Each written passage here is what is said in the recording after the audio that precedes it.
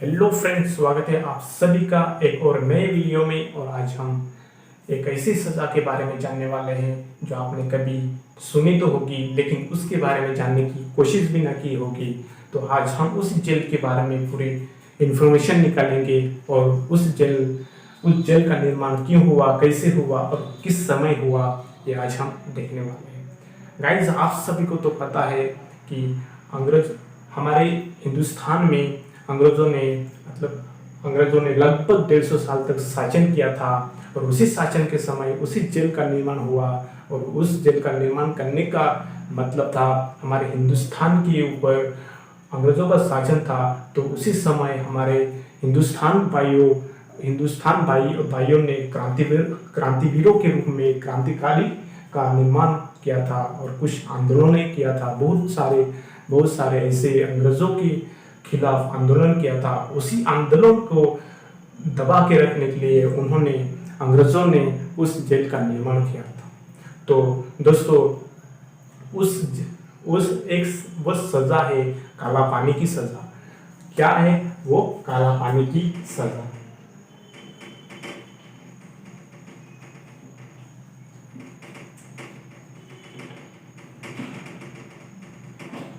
काला पानी की सजा फ्रेंड्स, उस सजा को कहा जाता है काला पानी की सजा।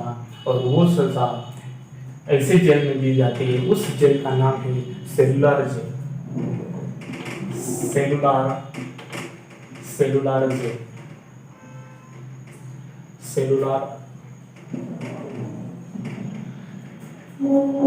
उस जेल का नाम है सेलुलर जेल। और दोस्तों, ये सेलुलर जेल हमारे छोटे छोटे द्वीप जो बे ऑफ बंगाल, बंगाल का उपसागर कहा जाता है, उस महासागर में ये छोटे छोटे द्वीप मिलकर जो अंडमान और निकोबार द्वीप है, अंडमान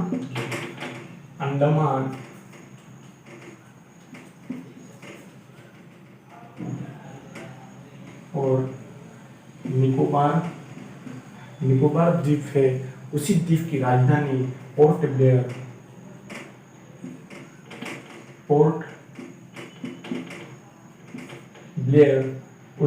उसी अंडमान और निकोबार की जो राजधानी है पोर्ट ब्लेयर, उसी में ये जेल स्थित है।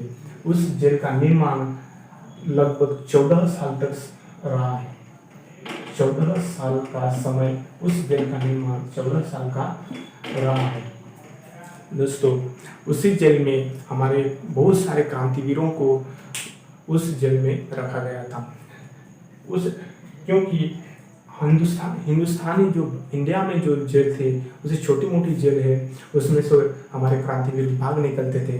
लेकिन जो अंडमान निकोबार है, उसी जेल में बहुत चारों ओर से पानी ही पानी था। इसलिए वहाँ पर जो जेल बनी है, उस जेल में क्रांतिवीर कोई भी भाग नहीं सकता था, इसलिए वहाँ पर बनाई गई थी।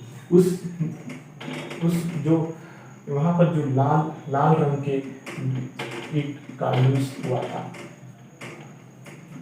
लाल रंग की ईंट का यूज हुआ था। दोस्तों, निर्माण कार्य 1896 में शुरू हो चुका था और 1910 में पूरा हो चुका था। 1896 में शुरू हो चुका था और 1910 में पूर्ण हो चुका था। लगभग इसका समय 14 साल का बनने तक लगा है। 14 साल इस जेल का निर्माण कार्य में 14 साल लग चुके थे। इस जेल का जो रूट है, इस जेल का 7 विंगों में बनाई गई थी। इस जेल को 7 विंगों में बनाई गई थी। ऐसे बनाई गई थी।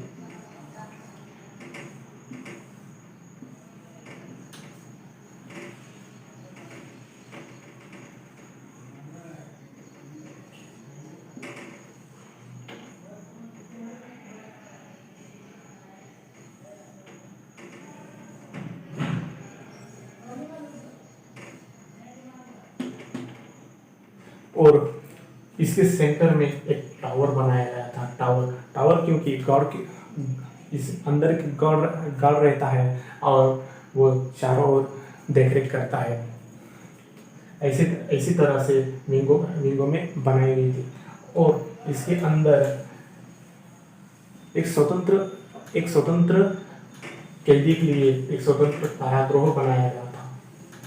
एक स्वतंत्र कैदी के लिए एक स्वतंत्र कारागृह बनाया गया था, क्योंकि हर कैदी एक कैदी दूसरे कैदी से बात ना कर सके और किसी कैदी से बात ना कर सके, इसीलिए इस जेल में एक कैदी के लिए एक कारागृह बनाया गया था और वो उस कैदी को किसी से मिलने भी नहीं देते और किसी से बात करने भी नहीं देते। इसीलिए यहाँ पर इसे सेल्युलर यानी व्यक्तिगत सेलों का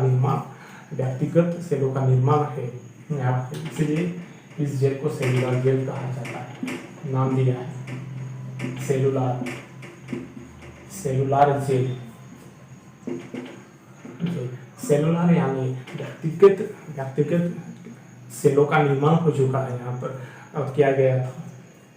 और इस जेल का नाम लेते ही हमारे उस क्रांतिवीरों का बलिदान याद आ जाता है।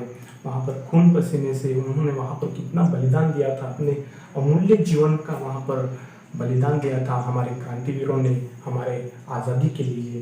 दोस्तों, ये आज हम देख रहे हैं वहाँ पर स्मारक बन चुका है क्रांतिवीरों का बलिदान के लिए, वो वहाँ पर स्मारक बन चुका है। दोस्तों, उस जेल में बहुत सारे क्रांतिवीरों को उस जेल में डाला था और आज दोस्तों उसी में से एक विनायक दामोदर सावरकर, हमारे वीर सावरकर, उन्हें 1911 में पार्लियामेंट सुधार यानी भारतीय परिषद अधिनियम 1909 में के खिलाफ विद्रोह करने के खिलाफ उन्हें 50 साल की जेल सुनाई गई थी और